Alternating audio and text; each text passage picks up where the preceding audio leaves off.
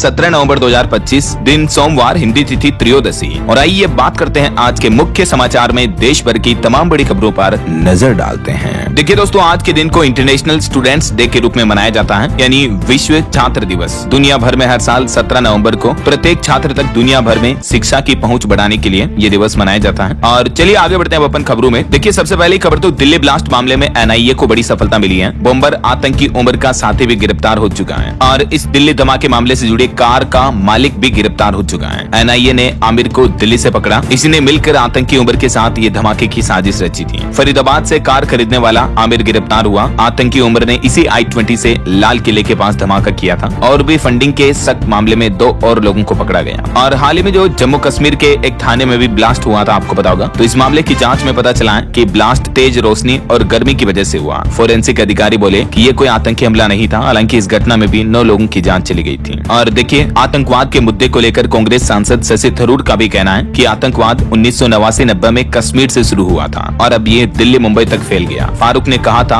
हर कश्मीरी पर उंगली उठाई जा रही है। और अब तक दोस्तों, आतंकी मॉड्यूल के कॉन्टेक्ट वाले तकरीबन 200 लोग रडार पर हैं। जांच एजेंसियों के डॉक्टर मुजम्मिल और डॉक्टर शाहीन ने मदद के नाम पर रुपये भी बांटे थे और अब तक 60 से भी ज्यादा लोगों को हिरासत में लिया जा चुका है एनआईए की तरफ से। वहीं जांच में पता चला कि दिल्ली धमाके में तकरीबन 30 से 40 किलो अमोनियम नाइट्रेट का इस्तेमाल हुआ था। तो ये राजधानी के अब तक के जांच से जुड़े अपडेट्स रहे। और अगली बड़ी खबर देखिए दोस्तों, अयोध्या के राम मंदिर के अंदर अब वीवीआईपी भी नहीं ले जा सकेंगे मोबाइल फोन। दिल्ली ब्लास्ट की घटना के बाद ये भी नया नियम लागू हो चुका है। 25 नवंबर को जो अयोध्या में ध्वजारोहण समारोह का आयोजन होने जा रहा, इसको लेकर भी और नियम सख्त किए गए हैं और किसी भी वीवीआईपी शख्स को भी फोन लेकर अंदर जाने की इजाजत नहीं होगी, है ना। चलिए अगला अपडेट देखिए। भारत और ईएईयू ने व्यापार समझौते के रोडमैप की समीक्षा की। WTO में भारत की भूमिका पर बोले वाणिज्य मंत्री पीयूष गोयल। वहीं भारत और कतर के रिश्तों को भी नई रफ्तार मिलेगी। विदेश मंत्री एस जयशंकर ने कतर के पीएम मोहम्मद बिन से अहम मुलाकात की और इस दरमियान दोनों देशों के बीच द्विपक्षीय संबंधों की समीक्षा की। और महिलाओं, माताओं, बहनों के लिए बड़ी अच्छी खबर देखिए। अब भारतीय सेना के जवानों में नारी शक्ति की उड़ान भी देखने को मिलेगी। अब टेरिटोरियल आर्मी में भी शामिल हो सकेंगी महिलाएं। इस पायलट प्रोजेक्ट पर भी सेना विचार कर रही है। वहीं इंडियन आर्मी के लिए एक और अच्छी खबर है। देखिए आप, भारतीय नौसेना की ताकत में इजाफा होगा, यानी बढ़ोतरी होगी। इसी महीने 24 नवंबर को सेवा में शामिल होगा नया पनडुब्बी रोधी युद्धपोत माहे और इससे हमारी इंडियन नेवी की ताकत और बढ़ेगी, है ना। और भारत के सीडीएस जनरल अनिल चौहान का कहना है कि तीनों सेनाओं के बीच अद्भुत तालमेल है। सीडीएस चौहान बोले कि तकनीक से भावी युद्ध और चुनौतीपूर्ण होंगे भविष्य में, लेकिन हमारे यहाँ भारतीय सेना, नौसेना और वायुसेना तीनों की संयुक्तता बढ़ रही है, जो कि भारतीय सैन्य और सुरक्षा के लिहाज से बहुत ही अच्छी पहल है। चलिए अगला अपडेट देखिए दोस्तों। भारत अपने समुद्रयान मिशन पर भी जोरों शोरों से कार्य कर रहा है, जो कि एक डीप ओशन मिशन है और इस मिशन के तहत समुद्र के संसाधनों और जैव विविधता का अध्ययन किया जाएगा। चेन्नई के ओशन इंस्टीट्यूट में यह समुद्रयान आकार ले रहा है और अच्छी बात यह है कि इस समुद्रयान के तकरीबन 50% हिस्से स्वदेशी हैं, यानी आधा या लगभग पूरा अपना आत्मनिर्भर भारत स्वदेशी पहल के तहत बनाया गया। कुछ पुर्जे इंपोर्ट किया गया है। ये एक तरह की खास पनडुब्बी होगी जो कि 4 घंटे के अंदर समुद्र में 6 किलोमीटर तक की गहराई में पहुंचेगी और इससे भारत की समुद्र में खोज और बढ़ेगी, है ना। जैसे अंतरिक्ष में भारतीय अंतरिक्ष एजेंसी इसरो लगातार अपने लक्ष्य पर कार्य कर रही है, वैसे ही ये डीप ओशन मिशन होगा समुद्रयान। और इधर इसरो का भी प्लान है, अंतरिक्ष यान उत्पादन बढ़ाकर 3 गुना करेगा इसरो। इस वित्तीय वर्ष में 7 और प्रक्षेपण करने की भी तैयारी की जा रही है। भारत की अंतरिक्ष अर्थव्यवस्था वर्तमान में लगभग 8.2 अमेरिकी डॉलर की है, जो कि साल 2033 तक बढ़कर 44 अरब अमेरिकी डॉलर तक बढ़ने का अनुमान है।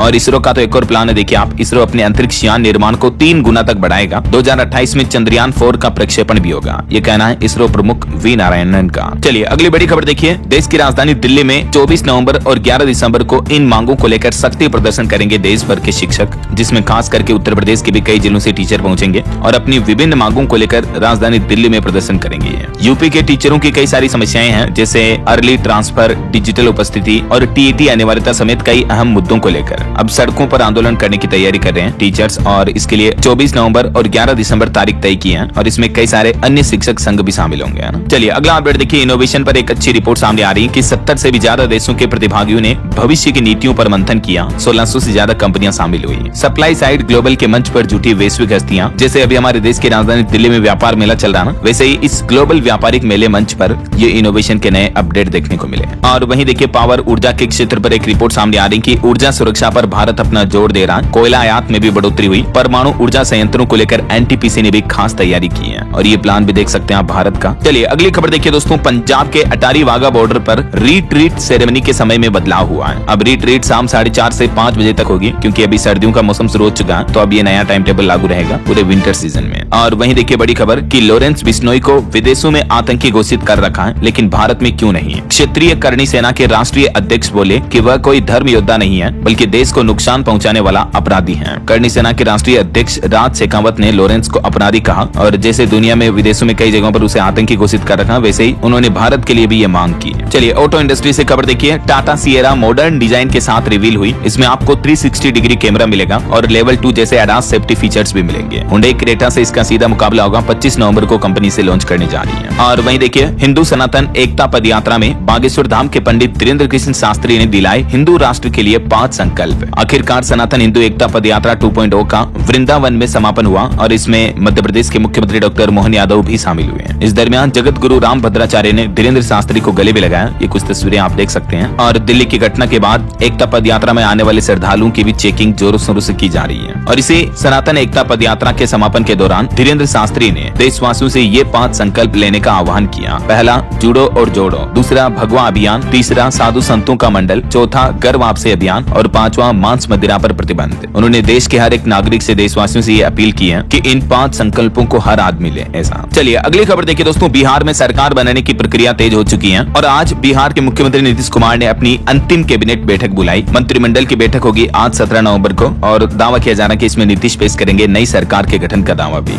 आज इस्तीफा देकर नया दावा पेश करेंगे नीतीश कुमार और नई सरकार के गठन की प्रक्रिया शुरू हो जाएगी इसके साथ ही। और नई सरकार गठन का कार्यक्रम का जो आयोजन है वो बिहार के पटना के गांधी मैदान में होगा। यही वजह है कि बिहार में आम लोगों के लिए 4 दिन तक बंद रहेगा ये पटना का गांधी मैदान। 17 नवंबर से लेकर 20 नवंबर तक आम लोगों के लिए बंद रखा जाएगा। हाल ही में जो बिहार विधानसभा चुनाव में एनडीए को पूर्ण बहुमत से जीत मिली, तो उसके बाद अब नई सरकार का कार्यक्रम इसी मैदान पर किया जाएगा ना। दोस्तों आजकल हर कोई अपने फ्यूचर के लिए इन्वेस्ट करना चाहता है, लेकिन सवाल यही है कि कैसे करें और कहां से शुरुआत करें। इसी कंफ्यूजन को दूर करता है ब्लिंकएक्स, जेएम फाइनेंशियल का डिजिटल प्लेटफॉर्म जिसे मार्केट्स में 50 साल से ज्यादा का तजुर्बा है। ब्लिंकएक्स ने ट्रेडिंग और इन्वेस्टिंग दोनों को बना दिया है सिंपल, स्मार्ट और एक्सेसिबल, ताकि हर इन्वेस्टर कॉन्फिडेंटली इन्वेस्ट और ट्रेड कर सके। ब्लिंकएक्स एक एडवांस्ड और एफिशिएंट ट्रेडिंग ऐप है जो यूजर्स को देता है जीरो ब्रोकरेज के साथ पावरफुल फीचर्स। हाल ही में ब्लिंकएक्स ने अपने नए यूजर्स के लिए एक खास ऑफर लॉन्च किया है। 2 मंथ्स का जीरो ब्रोकरेज प्लान बिल्कुल फ्री है। इस प्लान के अंदर आप NSE F and O, equity delivery, intraday, currency trading और आईपीओज में 2 महीने तक बिना ब्रोकरेज के ट्रेड कर सकते हो। मतलब जितना कमाओ सब आपका। और ट्रेडिंग में सिर्फ एग्जीक्यूशन ही नहीं बल्कि रिसर्च भी इक्वली इंपॉर्टेंट होती है, राइट। तो ऐसे में ब्लिंकएक्स ऐप पर आपको मिलती है फ्री रिसर्च कॉल्स, जहां मार्केट एक्सपर्ट्स आपको रियल टाइम गाइडेंस देते हैं किस स्टॉक में कब एंट्री लेनी है, कब एग्जिट करना है, ताकि आपके ट्रेडिंग डिसीजंस को और भी स्ट्रॉन्ग बनाया जा सके। और खास करके ऑप्शंस ट्रेडर्स के लिए ब्लिंकएक्स का फ्लैश ट्रेड फीचर एक गेम चेंजर है। ये feature at the money ATM, highest open interest और मोस्ट ट्रेडेड कॉन्ट्रैक्ट्स के बेसिस पर टॉप 5 ऑप्शंस कॉन्ट्रैक्ट्स फिल्टर करता है। सिर्फ एक क्लिक में ऑर्डर प्लेस करने का ऑप्शन मिलता है, जिससे आपका टाइम भी बचेगा और डिसीजन मेकिंग भी सुपर क्लियर रहेगी। तो अगर आप भी चाहते हैं एक सिंपल, स्मूथ और ब्रोकरेज फ्री ट्रेडिंग एक्सपीरियंस, तो ब्लिंकएक्स जरूर ट्राई करके देखिए। लिंक डिस्क्रिप्शन और पिन कमेंट में दिया गया है। तो चुनावी नतीजों के साथ ही बिहार से अभी आचार संहिता भी हट चुकी है और चुनाव आयोग ने राज्यपाल को सौंपी 243 विधायकों की सूची भी है। वहीं बिहार की नई सरकार में एनडीए के संभावित 18 मंत्री बन सकते हैं। आज नीतीश कुमार इस्तीफा देंगे और डिप्टी सीएम की रेस में सम्राट समेत 3 नाम देखे जा रहे हैं। ऐसे में बिहार में नई सरकार के गठन में जेडीयू के कोटे से ये मंत्री पद देखने को मिल सकते हैं और बीजेपी के कोटे से